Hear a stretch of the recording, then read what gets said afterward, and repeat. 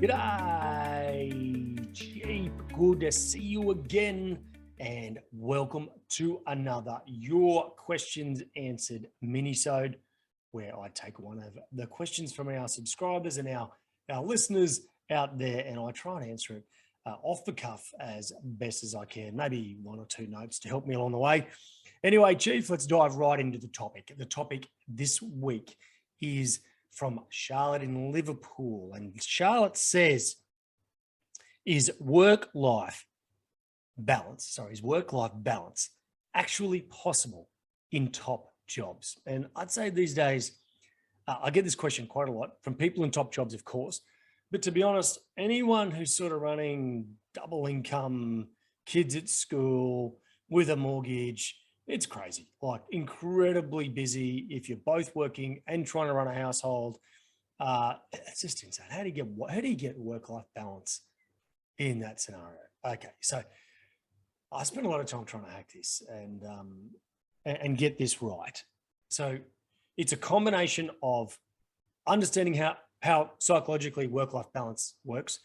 It's then also a little bit about having a mindset in different chapters, and it's being able to have some tools to try and work some things out. So let's just start with the first thing here. I think the first mistake a lot of people make around work-life balance is they haven't actually understood how they measure it inside their own head.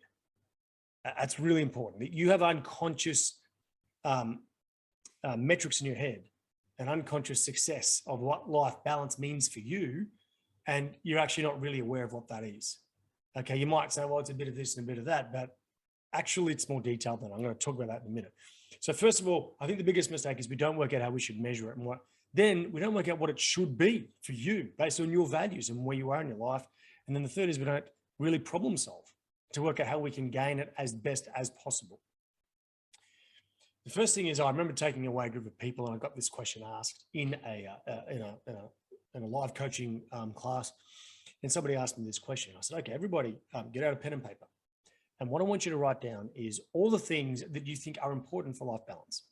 And so people are like sleep, gymnasium, going to work, spending time with family, spending time with friends, all the key things that might every single week. So, okay, now the second thing is I want you to write down all the things that you have to just do every week. Like you've got to go to the toilet, you've got to groom yourself, you've got to have a shower, you've got to eat breakfast. You have to maybe look after the kids for a certain number of hours a day. Maybe you've got to do the ironing and the washing and all the other things that go on around the home. And so now what I want you to do is before you do the life balance stuff, I want you to write down how many hours a week for each of those things you need to do right now for your responsible role in life. So they put all the different times in for all those things. And then I said, how many hours sleep and rest? So how many hours are you in your bed every night? It might be half an hour's reading and 7.5 hours sleep or whatever it is for you, you put that in. Okay, now go back and tell me how many hours a week are you going to the gym or doing a walk or yoga? How many hours are you doing all these other things that are important to you, catching up with friends, seeing family? How many hours does that all take? And just last of all, just a bit of time for chill out, right? A bit of time for just resting the head, taking a bit of time, maybe watching Netflix or doing your doom scrolling, whatever floats your boat. Right. So, yeah, I'm sure you can see where this is going. Not a single person in the room had anything like the number of hours in a week. Impossible. Every single one of them had a life balance equation that was impossible to fulfill. They were never going to be happy from a life balance perspective. Right. So here's the things that they weren't getting right. First and foremost, they weren't considering the chapter of the life they were in. So right now, my wife and I are in a tricky chapter.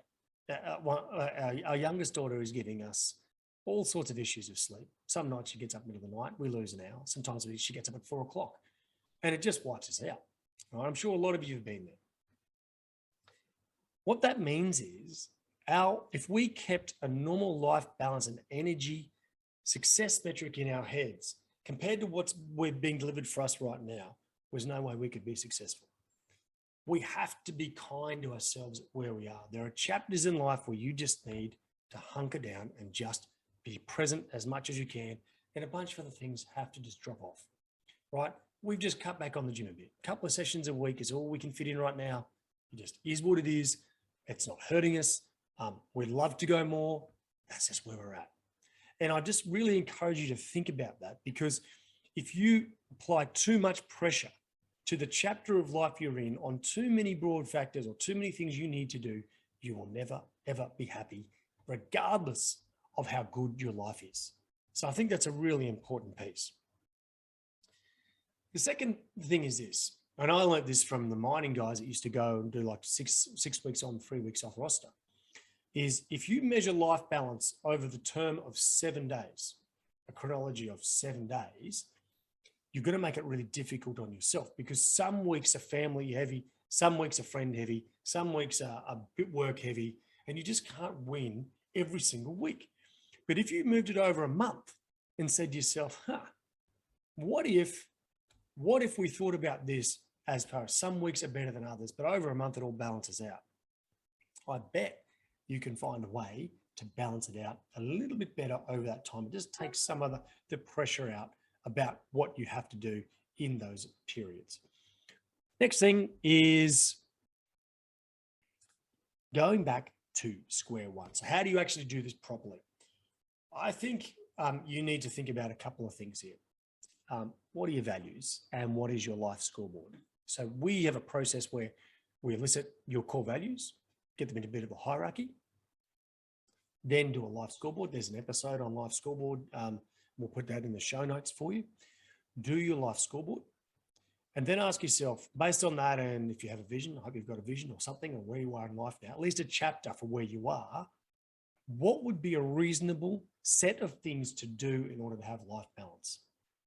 You have to put in how many hours a day you're going to work, or a week you're going to work. What's left for family?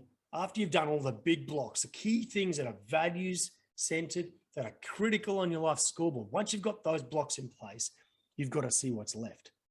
And that's prioritization. And you might well say it just doesn't fit. I remember a couple of years ago, my wife got me a kite surfing lesson, and it was great. I loved it, and I really wanted to do a lot more of it. And she said afterwards, "Oh, look, are you interested? Like, do you want to try and take it up as a hobby?" And I said, "Oh God, I'd love to, but when would that fit in our lives? Like me going to the surf or the beach for 2 or 3 hours at a time every week on my own while you get left with 3 kids under 6. It's just not going to happen." Like, and I said, I don't want to put that pressure on you. I'd feel guilty while I'm there. Let's just leave it for this part. Maybe in 3-4 years' time, we can go and do it again, but just not right now. So I think that's the way you need to think a little bit about it. In the top jobs, you really absolutely have to think like it's not work life, it's just life, right? Work is a part of life, because it's often you're checking your emails 6-7 days a week. You're often doing that. And I encourage people not to do that as much as possible. But in reality, they are. The most important for them is that they are able to switch off and have a little routine or a mantra or something that shifts them into the different parts of their life, and to do that life scoreboard as much as possible and invest in high quality time with the time they've got. We've always had things like rituals and traditions. And I remember speaking to Mike Pratt. He was one of our very first episodes, number 3. He was CEO of major banks, the Secretary of the Treasury for New South Wales. Mike always had a thing on a Friday night. He did this thing with his family. We're the same here. We have pizza night Friday nights. We don't miss it, right? That gives me a little block, a little rhythm, a little routine to nail my life balance and tick that box for my family. And I love being there, and I look forward to it. And I don't ever let anybody, if at all possible, put something in that night.